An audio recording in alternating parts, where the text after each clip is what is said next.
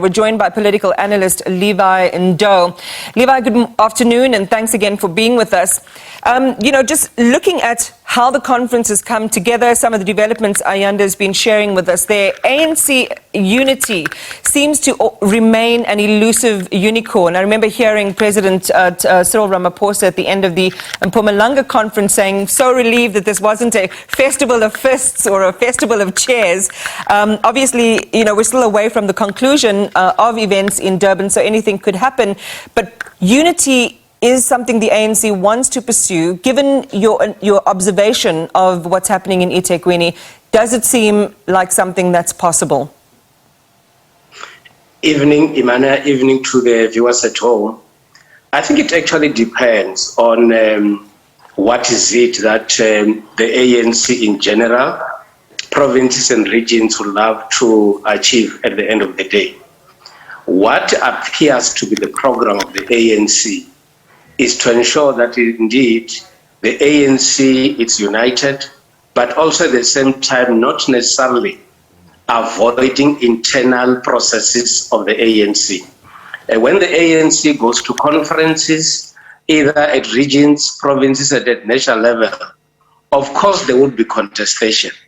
And I think what then becomes important is how do members of the ANC deal with the different groupings that would emerge before a conference and ensure that after the conference, you no longer have these different groupings, you have people that are actually united.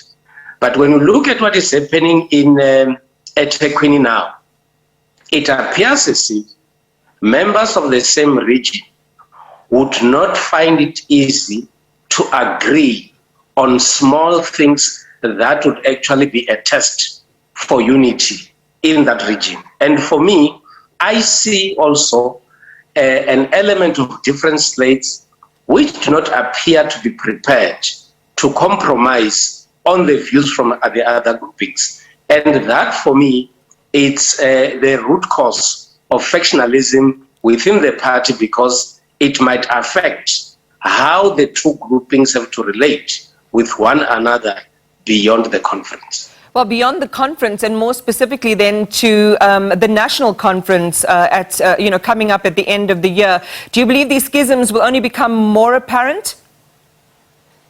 Well, it appears that it might actually happen that way. But what I think we also need to consider or to note is that you still have Ethekwini as a region, you have KwaZulu-Natal as a province, and of course, there's still other provinces that have to go to their conferences, and you will then require a lot of persuasion that must come from different provinces. But as things stand now, you see a divided Ethekwini, and if indeed this is one of the biggest regions which is divided, it then tells you that the divisions do not work for that regions, and they put them in a very disadvantaged positions when they go and meet with other regions and, of course, other provinces in South Africa. Well, let's come up to, so we talked about the ANC internally, but of course the ANC has work to do in society. The president of the party and the country, Cyril Ramaphosa, is facing a test of his leadership down there. Does Zandile Gumede's nomination undermine his cleanup efforts?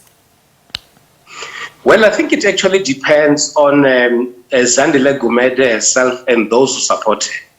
What is very interesting is that Zandile Gumede has to accept the nomination in absentia, because Zandile Gumede is exercising the step-aside principle. Now, the biggest question that will come is that why then would you insist on a leader who is not going to occupy office? Because this leader, of course, even though if she wins, she's still not going to run the activities of the party. But for me, it is not about Cyril Ramaphosa. It is about what the ANC is all about. It is about the caliber of the delegates that are attending a conference.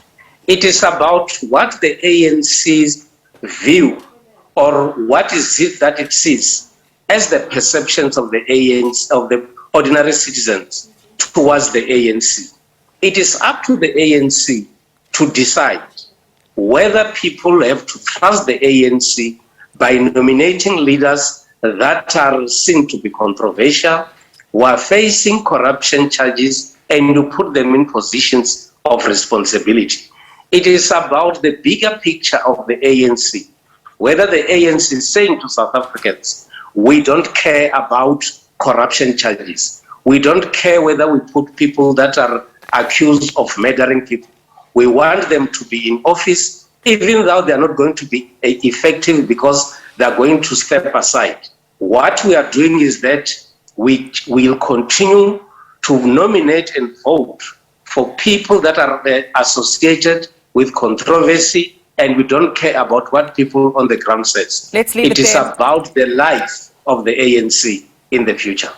Again, not a sentiment we haven't heard before. Thank you for your analysis and insight, Levy Ndou. Appreciate it. Political analyst Levy Ndou talking to us about the ANC Ethekwini elective conference that's currently underway.